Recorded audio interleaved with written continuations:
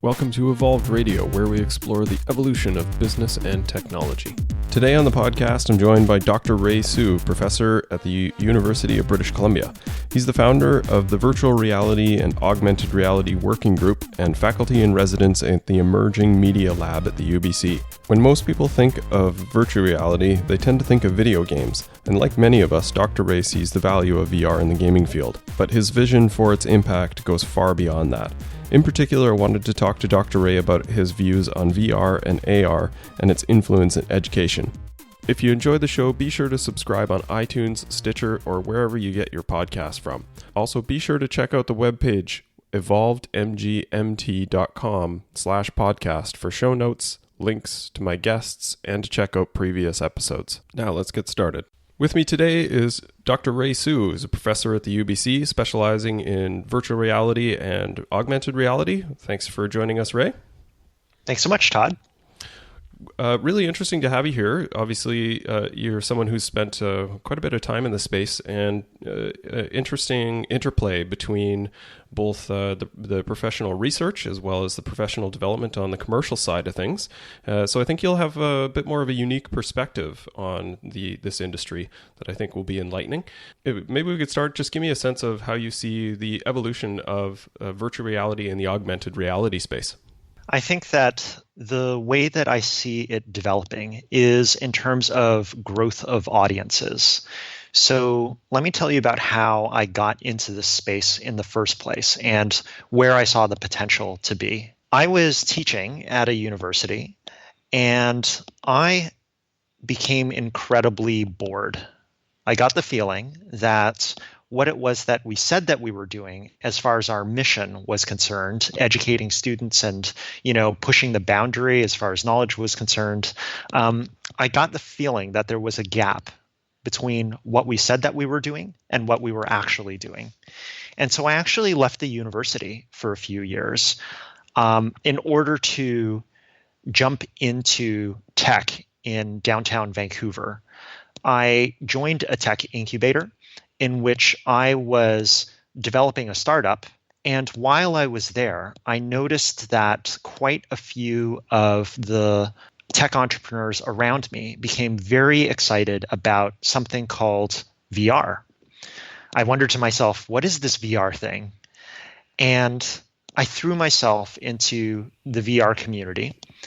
I happened to be in the audience when venture capitalists would say, okay, these are the growth areas within VR. This is where we expect to see larger audiences over the next few years, over the next 20 years. And during the Q&A, I remember there was someone who raised their hand and said, what do you see as the sector that will be most disrupted by VR? And the venture capitalist who was on stage said, education. And that just stunned me. I sat up in my seat and I looked around and I realized that all the people sitting around me were startup engineers. That was the composition of the audience. And I was the only educator in the room, as far as I knew. So that was how I began to ask the question, what exactly is the intersection between virtual reality and education? I spoke to Nancy, who is the head of digital media at the Vancouver Economic Commission. And Nancy said, I know that I'm supposed to be talking to you about digital media. I know that I'm supposed to be talking to you about entertainment and games and those kinds of audiences. But when we're talking about education and virtual reality, that's where you are talking about everyone as far as an audience is concerned. I remember I spoke to Mike, who heads up a major VR news source in town. And I asked him about VR and education. And he said, education is VR's killer app. And that's when I thought to myself, okay, it's clear that there are lots of people who are in industry who are looking towards campus, looking towards education, and thinking this is where the huge audiences are going to be. This is where you're going to hit everybody. This is where the growth is going to be. And I went back to campus and I asked people, okay, so who's interested in VR? And it was mostly crickets. Some people Really? said, yeah, some people said, I've heard of this thing. This was a while ago. Some people said, oh, I've heard of this thing called VR. And that's when I said, okay, we've got to start the conversation going. That's when I founded the VR AR working group. As it turns out, there were people who were working in VR and AR, but they were often their silos. They were often their individual departments and their individual labs, which is the way that the university works. You have people who are specializing in incredibly narrow things, or there's no particular incentive to be able to talk to people across the campus, on the other side of campus. And that's one of the things that I wanted to change. So that's where I see the growth. I see education as playing a very large role in that. Do you find that this is a common theme, like that you have a lot of camaraderie as far as that idea goes? Because from my sense, as you alluded to, the game industry and entertainment tends to get a lot more fanfare. I would say that when it comes to this technology, a lot of the problems are going to be solved in gaming first. So if you go to a conference on VR, you may find that, let's say, 80% of the people who are there are invested in gaming. Right. And that is where a lot of the problems are going to be solved. And that's why I think that education, people who are interested in education, if they're interested in technology, they also have to keep an eye out on, for example, where the problems are being solved. And in this case, it's gaming. Now, one of the issues with education is that people can have a very narrow view of what counts as education. So if you hear people talking about gamification, gamification is sometimes used as a put down. It's something that is understood to be non-serious. And I think that that's one of the barriers to being able to see where the cutting edge work is happening, solving problems within this space, within VR, AR, mixed reality. It's going to happen in a so-called non-serious space, but really it's tremendously serious. It has tremendous implications for what's going to happen in education. Now, if we're going to talk about education, not just in K-12, and K-12 is important.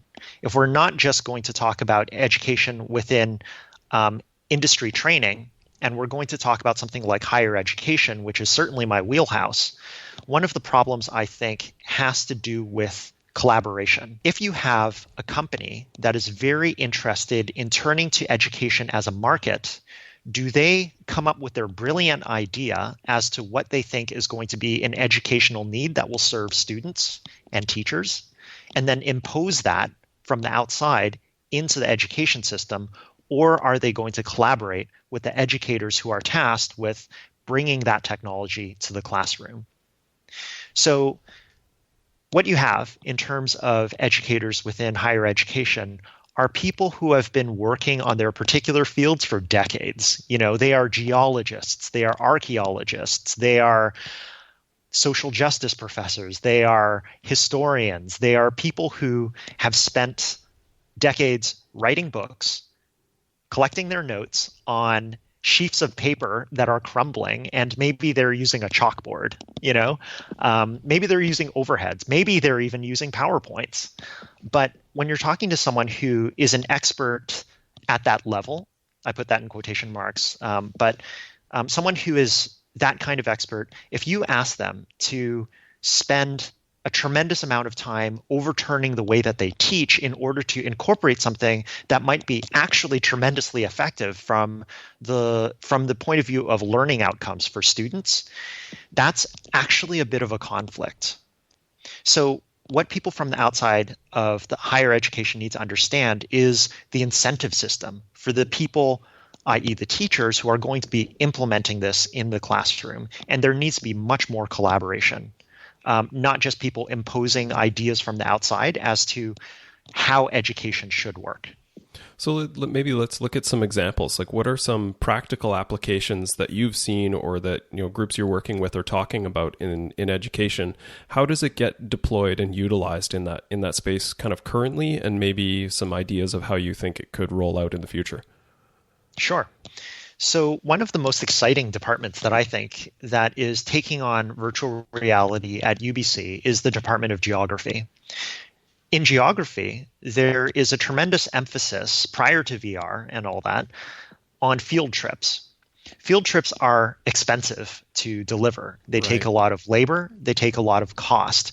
Not only that, there are accessibility issues. What happens if students can't travel for whatever reason, or can't access these field trips? You end up with all sorts of challenges around being able to deliver this thing that is part of the core learning outcome of that discipline. So that's one of the reasons why the Department of Geography, and I'm thinking especially of Locke Brown and Derek Turner and Gil Green in the Department of Geography, they're working very hard to be able to bring virtual reality technology to field trips. So imagine virtual field trips in which you're able to experience and share experiences with others as to a particular location. And perhaps it's even a location that nobody would be able to access. Let's say it's in the Arctic. It's like that's very difficult to deliver to your students. And yet that could be part of your field work during the course of the year. And you want to communicate what you're doing as a professor, as a researcher. And otherwise, there is no way to communicate that. What occurs to me there is how you might actually be able to utilize our ramp up in data, like from space exploration and doing ground mapping and all kinds of advanced technologies that give you a ton of data. But then the data is sort of stale and static in some way. And if you could then interpret that data and create a virtual model out of it and explore, that kind of engages people on a different level rather than just sort of reading through some graphs and some feedback from a system. You actually go there and kind of walk around and understand what the data has told you, but it's then interpreted in a much different way, right? Mm-hmm. I think that data visualization is a tremendously exciting area within virtual reality, augmented reality. I know that this is something that we've been talking about in the virtual reality, augmented reality working group. How do we think about data visualization through immersive technology? And when I speak to colleagues who work in finance, they also say that data visualization is a huge problem within finance. Tell me more about that. The finance, I mean, obviously graphs and things are useful. What would you be able to get further or deeper on using VR or AR from a financial modeling perspective? So I'm not sure how much it's possible for me to say about these conversations. Yeah. I think that, okay, so what I probably can say is that there is a lot of data to make sense of.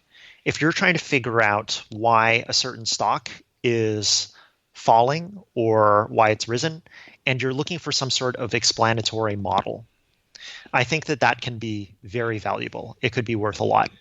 And if you're able to see the difference in a palpable, meaningful way, and that allows you to make decisions, because after all, if you just have a lot of data, it doesn't necessarily turn into strategy. You can't necessarily turn it into decisions unless you're able to make the leap in meaning.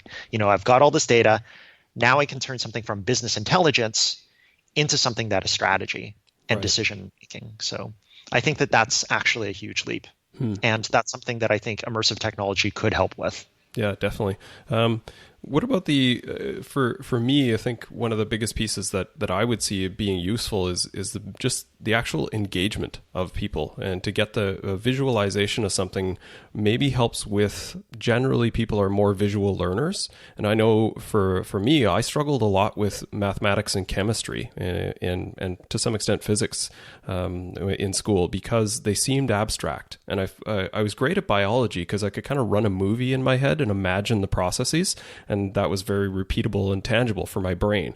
But, doing mathematical algorithms or, understanding how chemicals interplay, if I had a visual of that you could actually spin and interact with, that might have helped on that engagement. Is that another area that you see a lot of promise for?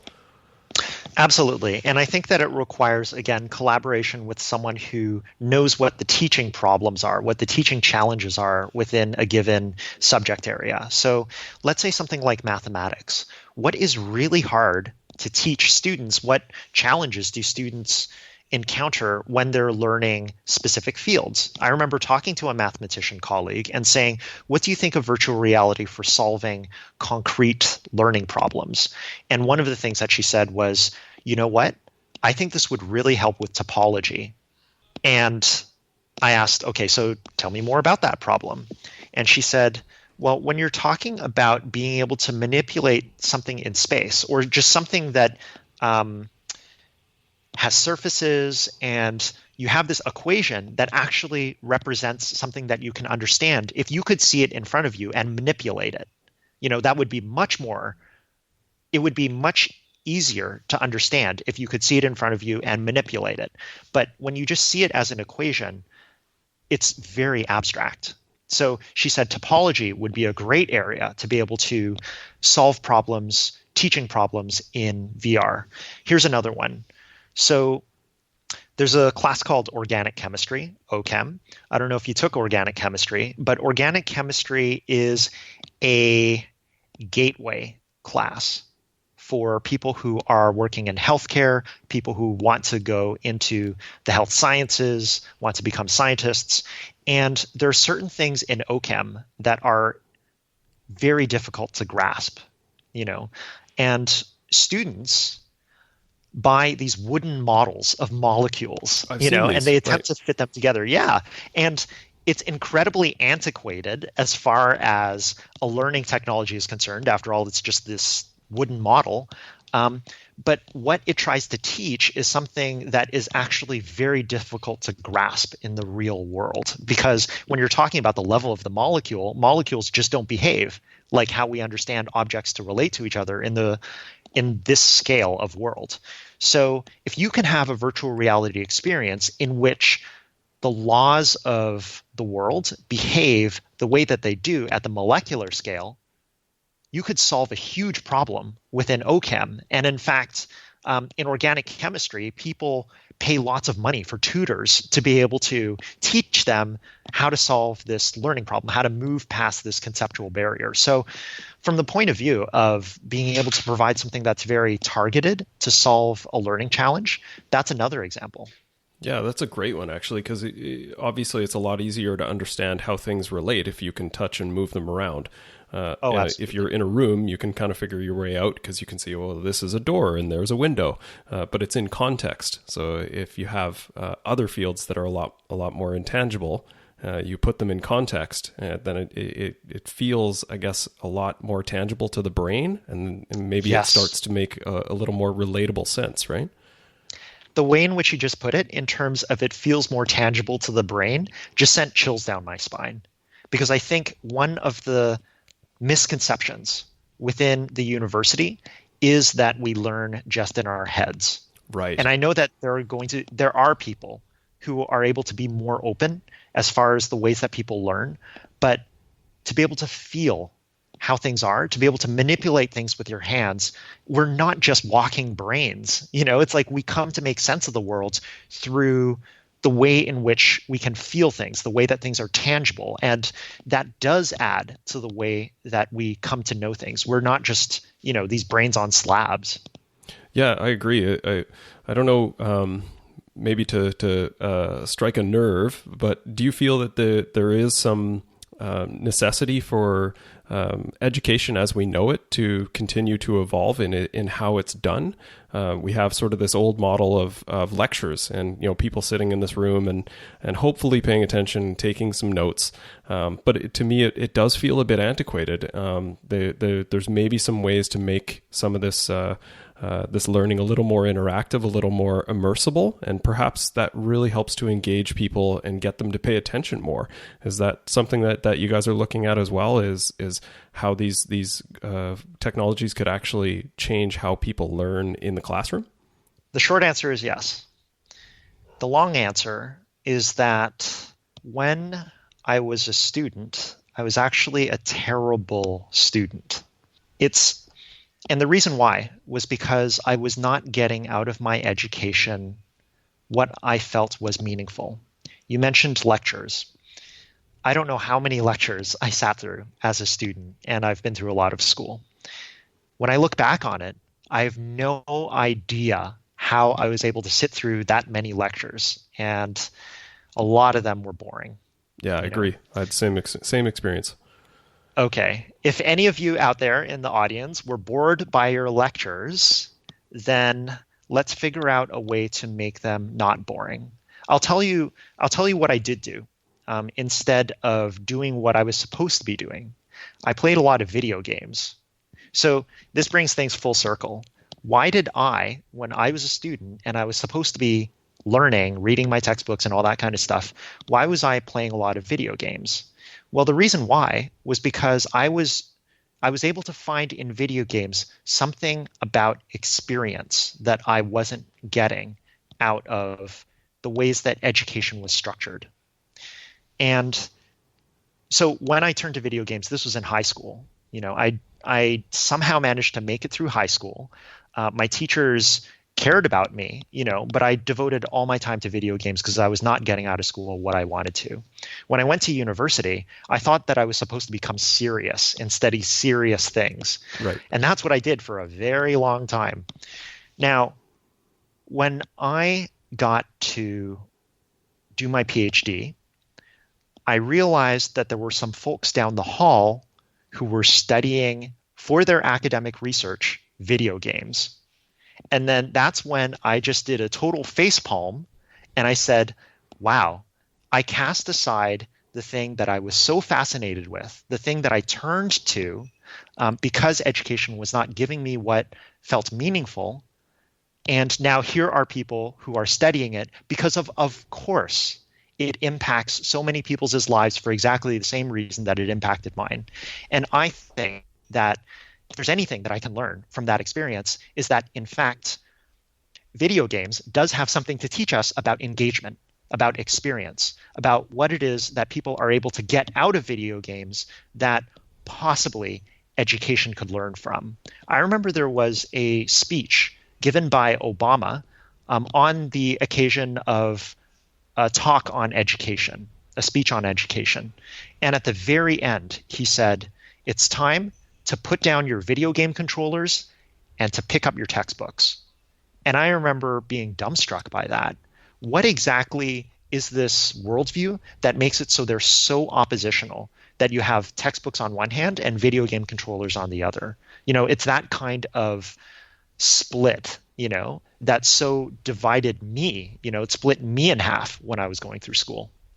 Yeah, I couldn't agree more. I think if the value of merging these two areas is missed, it's such a lost opportunity for future generations. I mean, most people are concerned with the fact that we have the millennial generation being a bit of an ADHD generation where it's difficult to keep their attention. Everyone says, if you're doing videos for advertising online, it has to be less than 2 minutes because then everyone just checks out and moves on. Yet at the same time, you're saying, I want everyone to sit down and spend 3 hours after school reading a book or reading a textbook. Whereas, you give them an assignment to go watch a virtual battle. You're studying Napoleon and you want to see, the scale of these battles and how many people were involved and, what the geography of that area looked like and watch some of maybe the presentations or speeches that some of the politicians gave. A simple thing like making history tangible is such an amazing opportunity. So I really hope that this is a space that gets a lot of traction and helps to develop the education for the better. And I agree, the technologies need to merge together for that to be successful. Mm-hmm. And I think that in order to do that, because I agree there is a lot of opportunity within this space, I think that we need to be able to collaborate. And I think that industry needs to be able to figure out how to work with people who operate under a different incentive system. In other words, university professors and people who have a different incentive system. On the other hand, people who are university professors also need to be open to the idea that, in fact, virtual reality, immersive technology, augmented reality can help students learn in a way that isn't abstractable to being brains on slabs. Yeah, agreed. You've mentioned a few times the VR and AR and mixed reality is definitely a bit of an emerging term as well. How do you see the interplay or the different use cases for VR versus AR? Obviously, VR being fully immersive and AR being more a holographic overlay. And the uses for those in education, I imagine, would be just as different as they are for commercial purposes as well. Mm-hmm. So, so here's one thing. If you want to put someone in the Roman Colosseum because you're taking a classics class, then you'd want VR, because you want to separate someone from the mundane reality of the classroom or, their dorm room, and you want to put them inside the Colosseum to see what this other world is like. Mm-hmm. So yeah, there you can see something like VR being a use case. Now, let's say that you were working with machinery, and that was what you were taking a course on. Well, if you want something in which you're being guided according to how you're going to use this concrete thing in front of you, you don't want to separate the student from the reality that's right in front of them. Instead, you want to be able to give them useful information that allows them to make sense of it better. I can see different use cases coming out of it, but again, it has to do with very concrete collaboration with people who understand what the teaching problems are within a given subject area. Like if you were talking to a mathematician, they would tell you something about topology. What do I know about topology? Nothing. I'm not a mathematician. But I would need to work with a mathematician in order to understand what the specific problem is. Right. So this is the sort of the work that you're doing with bridging this gap between what we see in commercial industry, what the education space needs, and finding sort of a match to knit together? Exactly. I am a very fancy matchmaker. Awesome. Well, you're doing good work, sir. Well, thank you. Thank you, Todd. All right. Anything else? Any parting wisdom that you'd like to relay to the listening audience? Yes. I think that in order to understand the moment in which we find ourselves, we need to think back to the last time that this kind of technology or some kind of technology had this kind of impact on the very way that we see the world. And we could look back to the late 1800s with the invention of film. If you were working on something that was completely unrelated to film, and this was the dawn of film, would you jump on to film and start experimenting along with everyone else and figure out what the future is? Or would you be doing exactly what you've been doing, in the late 1800s? Me, I would like to think that I would jump onto this brand new opportunity to be able to make a huge impact. This is the root of video. It's like this is the root of how we see and know the world now. And this is the kind of moment that we're in with VR. If we don't jump on the train before the train leaves the station, I think it's a real missed opportunity. And we need to figure out how to connect people who are excited to work on this, but until they get together, they won't know how. Right on. Great wisdom, Dr. Ray. Thanks for being with us, and all the best in the future. Thanks so much, Todd. Please do say hi. If any of you are interested in VR and AR, you can find me at The Way of Ray or drray.ca. Excellent. We'll get that out there. I'll have the links in the show notes, and check out Dr. Ray. The work that he's doing is really important, and hope to see some amazing developments out of the UBC and the larger community. Awesome. Thanks so much, Todd. Take care.